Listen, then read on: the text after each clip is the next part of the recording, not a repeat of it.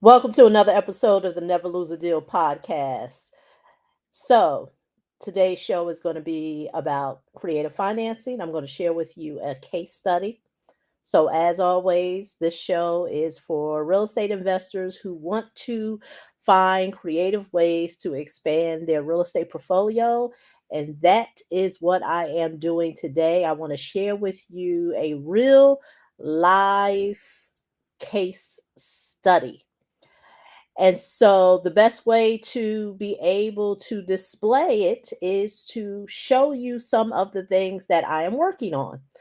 So, as always, my goal is to always bring context to a lot of the information that I share here on this podcast.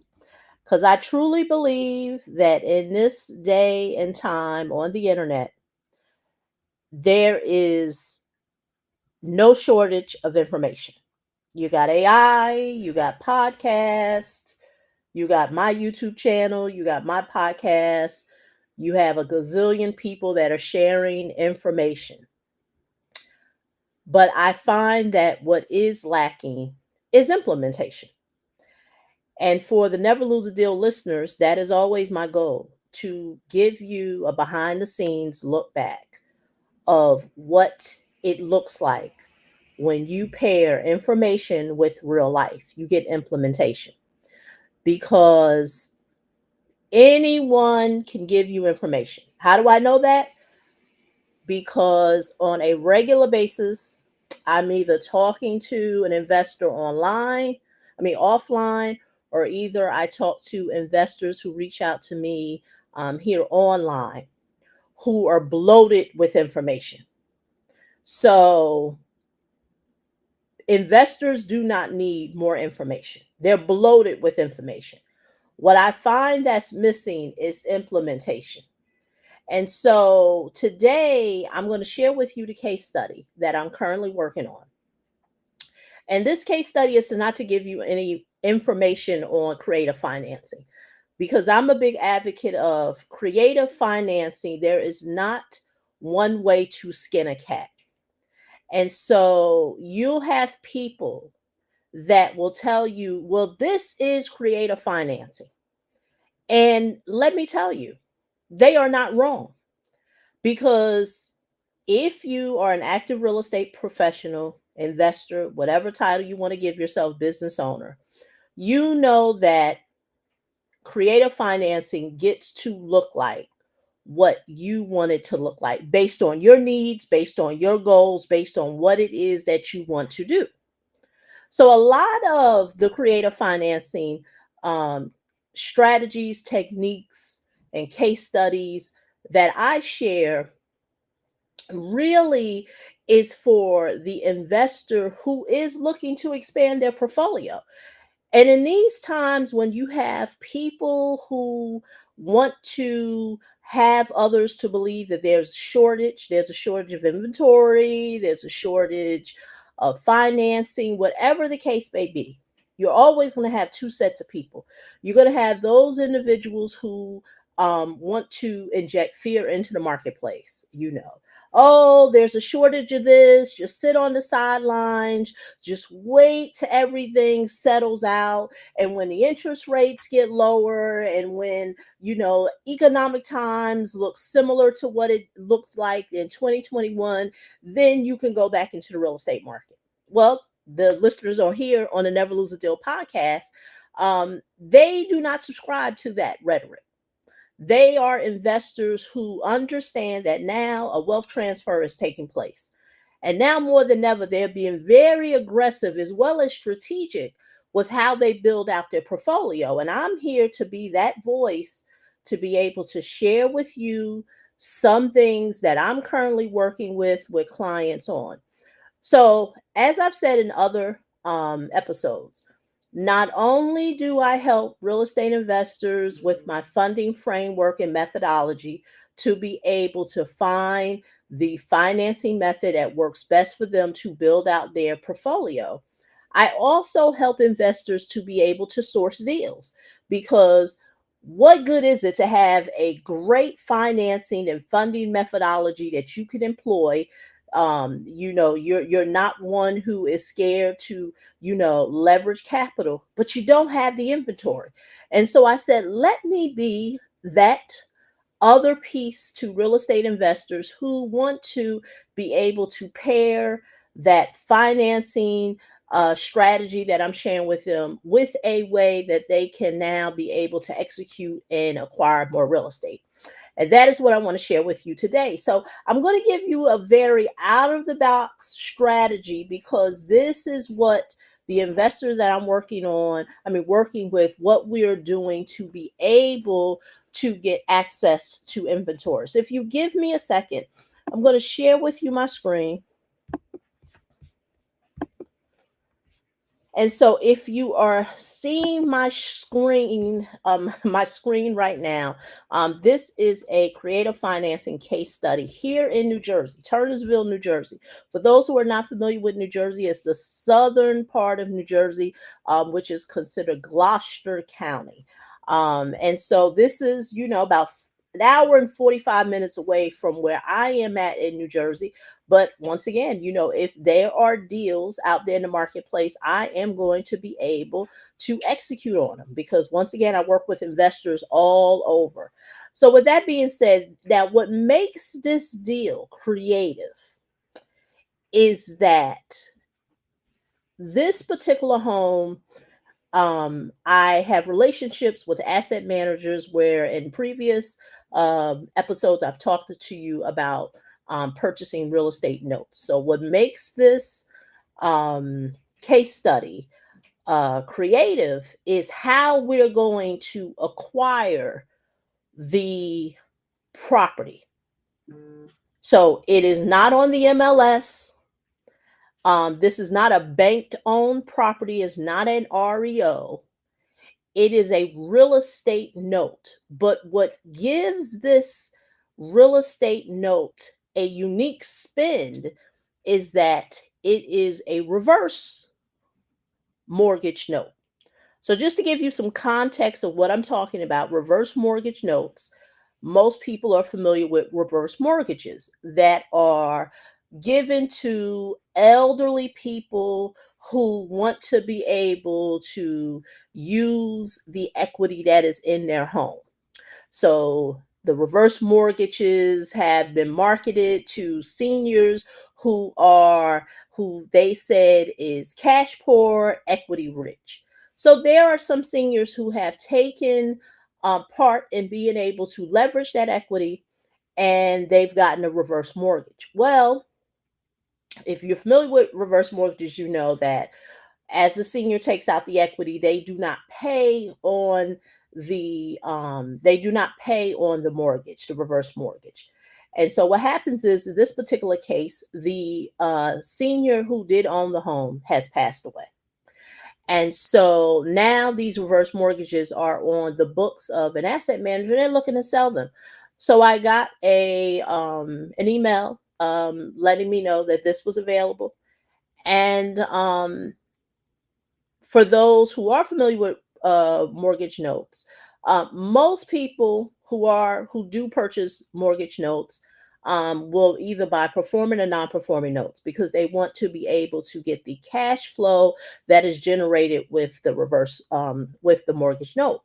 Well, with reverse mortgages, there is nothing to collect because once again, the person who took out the mortgage has died. And it's very rare that you get the heirs of the person who is deceased to take over because now the interest and penalties have accumulated, and so what happens is that they don't take it over. So when an investor like myself is interested in buying the reverse mortgage from the asset manager, the understanding is that you're not buying cash flow, you are buying the asset. So, how does that play into creative financing? Well, this is a strategy that I am working with investors on to be able to get inventory. Because if they're willing to be creative, because there are some other steps that do take place. because with reverse mortgages, you are buying the note. There still is a process that has to be put in place from a legal standpoint, and it's based on every state that has to be done in order for you to get full acquisition of the property, which I'm not going to share with you today because we would be here longer than a podcast episode.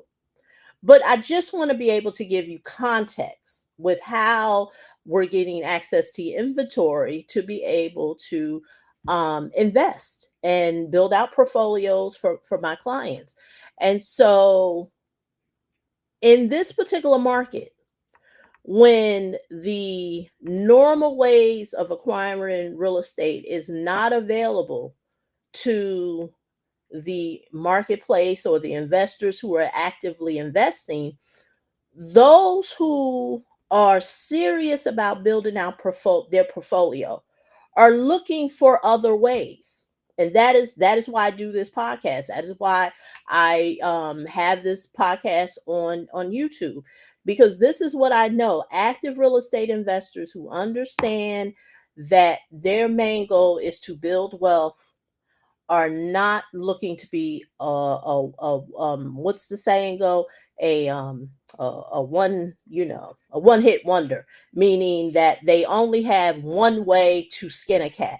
Now, maybe during flourishing times they had one way to be able to acquire properties, but now, with things not being in the state of what most people are used to in the real estate marketplace, this is where creative financing becomes king. And so there are investors out there that are like, yeah, I want to continue building my wealth. I want to continue acquiring real estate. And I am looking for out of the box strategies to be able to do that. Well, hey, that is why individuals listen to my podcast, because this is not an information based podcast. I told you there's no shortage of people regurgitating information. Like I said, you have Chat GPT, you have AI, and so, and don't forget the old fashioned books. So information is plentiful. It's plentiful. But what is missing is implementation. And that is what separates what I do, how I help clients, because I tell those who do reach out to me, if you're looking for information, I'm not your person. Once again, because I find that whether offline or online, there are a lot of people who have coaches, mentors, and this is not to point any shade. They have these individuals that have given them a lot of information, and they don't give them the roadmap on how to implement it.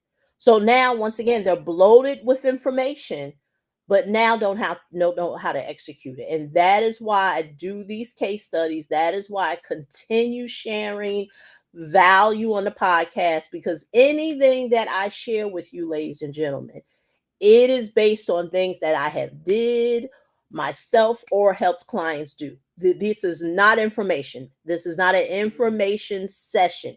This is an implementation.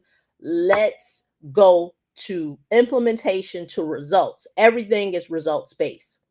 But going back to this case study, so now that I've given you the context of how we're moving forward to be able to acquire these properties, these are some of the numbers. So at a purchase price of 260, we have ARVs of 450. Now, I didn't put the pictures of what the inside looks like because I do have interior pictures, but it doesn't need updating, of course. In this particular market, single family homes, this is a 3 bedroom, 2.5 bath.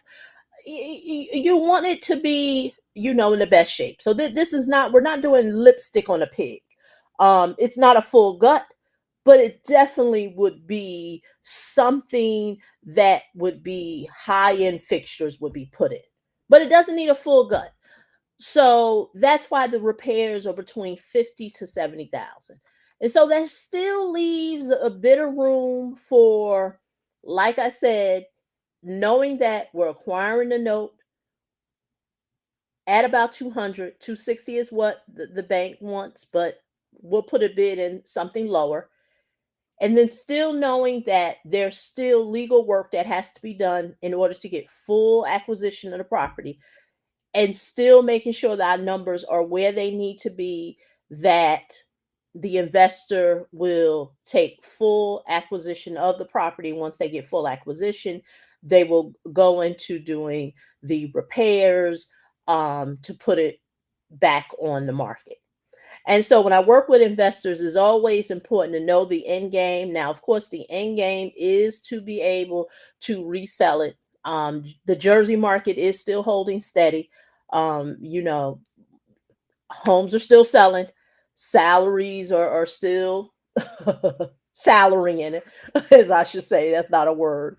But that being the case, Jersey's still a solid market to invest in, as well as for buyers. So buyers are still buying, investors still investing, um, and those who are actively pursuing things. I'm going to stop sharing now. Um, those who are actively doing things are looking to continue accumulating what it is that they're doing. So, this is just a very short episode for the Never Lose a Deal podcast, but I wanted to give you real life insights of what a creative financing case study would look like. But remember, creative financing gets to look like whatever you want it to look like. Once again, in the legal scope. I can't stress that, in the legal scope. But it's not just one way to skin a cat. It's not just one way. So it gets to look any way that you want. But when I think of creative financing, it's going to be out of the box. And when I say out of the box, it's not we're going to purchase real estate off of the MLS, or we're going to you know, be able to do absentee owners. It's going to be something that is not widely done by many investors, and so this is just one way. So, as always, my goal is to share with you creative financing techniques and strategies that can help you build out your real estate portfolio for investors who want to build wealth. As I mentioned, this is not information, this is implementation that leads to results, because there's plenty of information in the marketplace. There's no shortage of information, but what there is a shortage of is implementation to results. And if implementation to results is something that you desire, something that you would like for your real estate portfolio, let's have a conversation. As always, the show is being sponsored by Leverage Portfolio Capital. So if you want to have a conversation on how I can assist you with building out your portfolio using some of the strategies that I share here on this podcast and on this YouTube channel, I instruct you to go to www.leverageportfoliocapital.com. Let me know something about your scenario of what it is that you're working on, and let's have a conversation. Until the next time, I will see you in the next episode of the Never Lose a Deal podcast. To learn more about me, the links will be below this video or podcast episode. And to learn more about the podcast, just go to www.neverloseadealpodcast.com. I'll see you in the next